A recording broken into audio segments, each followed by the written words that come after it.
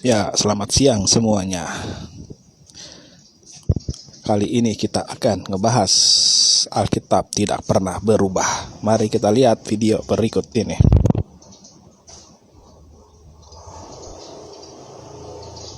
Assalamualaikum, halo, aku Cindy, aku seorang mualaf. Semakin dewasa, aku kayak lebih memilih tuh kayak untuk menjaga hati dan pikiran sendiri.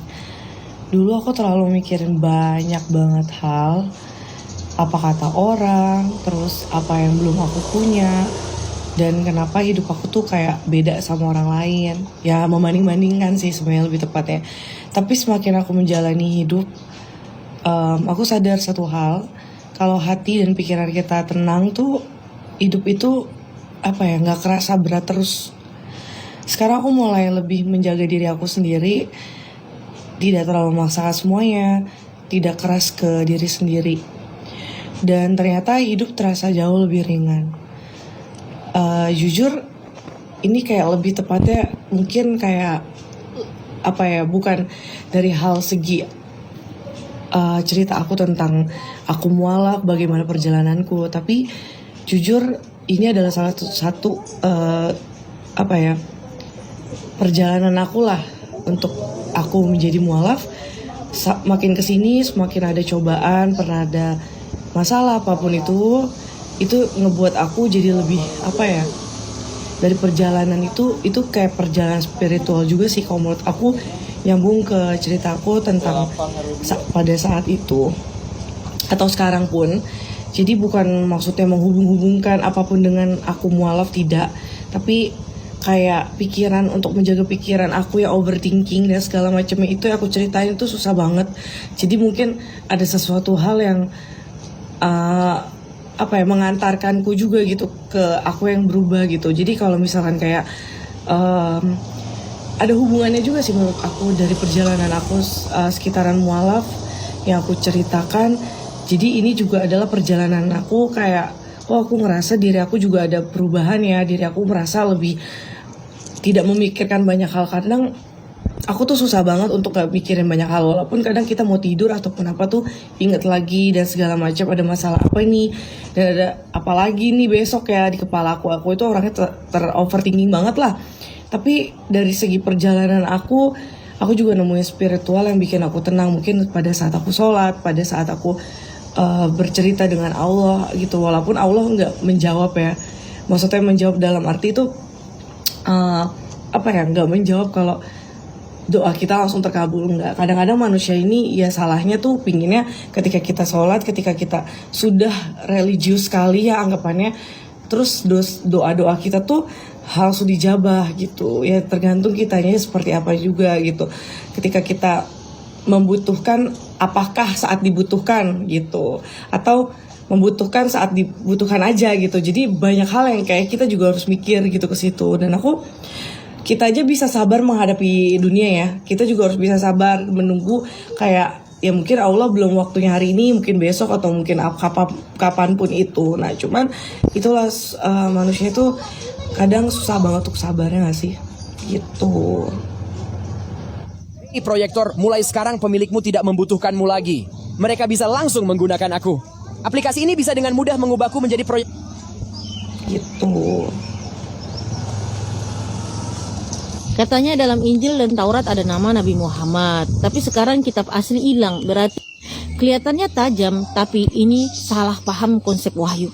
Yang pertama, Allah menjaga bukan sama dengan manusia tidak boleh mengubah. Allah Maha Kuasa bukan berarti dia memaksa manusia menjadi robot. Kalau Allah mau, manusia nggak bisa bohong, nggak bisa maksiat, nggak bisa ubah kitab. Tapi faktanya manusia bisa karena Allah kasih ujian dan kehendak bebas. Bible sendiri tuh ngaku manusia mengubah kitab di Yeremia 8 ayat 8. Pena para ahli Taurat telah membuatnya menjadi dusta. Jadi yang bilang kitab diubah itu Bible sendiri.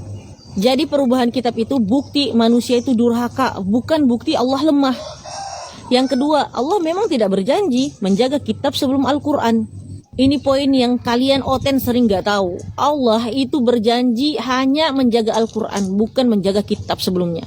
Surah Al-Hijr ayat 9. Kamilah yang menurunkan Al-Zikir atau Al-Quran dan kami pula yang menjaganya. Kenapa? Al-Quran itu adalah wahyu terakhir kepada seluruh manusia sampai kiamat. Taurat dan Injil hanya wahyu lokal dan bersifat sementara. Sama kayak buku pelajaran edisi lama diganti edisi final. Yang ketiga, malah di dalam Bible membuktikan ada yang hilang dan juga ada yang ditambah. Beberapa contoh. Markus 16:9-20 ayat ditambah tidak ada di dalam manuskrip tertua. Itulah dia perkataan dari cewek tolol ini yang mengatakan Alkitab telah dirubah.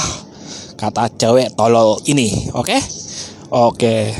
Mari kita lihat definisi Alkitab berikut ini. Alkitab adalah kitab suci kumpulan teks agama yang merupakan inti dari agama Kristen dan Yahudi, serta dihormati dalam agama Abrahamik lainnya seperti Islam. Alkitab adalah sebuah antologi kompilasi teks dalam berbagai bentuk, yang hasilnya ditulis dalam bahasa Ibrani dengan beberapa bagian dalam bahasa Aram dan Yunani Koine. Teks-teks tersebut mencakup catatan-catatan sejarah yang berfokus pada teologi, himne, doa, amsal, perumpamaan, surat epitolia, nasihat, esai, puisi, dan nubuat. Garis besarnya Alkitab memuat firman Tuhan, sejarah, peristiwa, dan silsilah. Alkitab kanonik bervariasi tergantung pada tradisi atau kelompok. Sejumlah kanon Alkitab Ibrani dikenal dalam agama Yahudi dengan sebutan Tanakh atau Perjanjian Lama. Perjanjian Baru merupakan sekumpulan tulisan karya para rasul yang diyakini sebagai para murid Yesus Kristus. Alkitab awalnya ditulis dalam bahasa Ibrani, kemudian terjemahkan ke dalam bahasa Yunani Koine abad pertama. Tulisan Yunani Kristen awal ini terdiri dari berbagai narasi, surat, dan tulisan apostolik. Di antara denominasi Kristen terdapat beberapa perbedaan pendapat mengenai isi kanon, terutama dalam hal apokrifa, yakni sejumlah karya yang dipandang dengan beragam tingkat penghormatan. Itulah dia definisi Alkitab. Oke. Pertanyaannya, apakah Alkitab berubah? Tidak. Mana buktinya Alkitab tidak berubah? Mari kita buktikan bahwa Alkitab memang tidak pernah berubah. Berikut ini.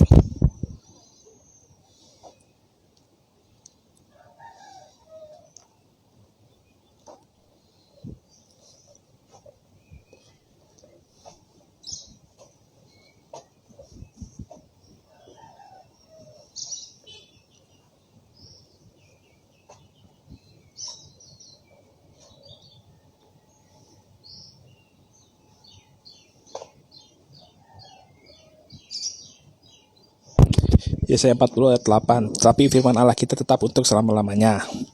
1 Petrus 1 ayat 25. Tetapi firman Tuhan tetap untuk selama-lamanya. Jelas, Alkitab sudah membuktikan, baik itu di Perjanjian Lama maupun di Perjanjian Baru, membuktikan bahwa Alkitab tidak pernah berubah. Itu tertulis di Alkitab itu sendiri. Oke, jadi si cewek tolol ini yang mengatakan Alkitab berubah itu adalah fitnah, atau kalau saya bilang dusta yang dilakukan oleh si cewek tolol ini. Oke. Jika ada pertanyaan yang ingin tanyakan, silakan tulis pertanyaan Anda di kolom komentar. Nanti kalau ada waktu saya akan menjawab pertanyaan Anda. Oke.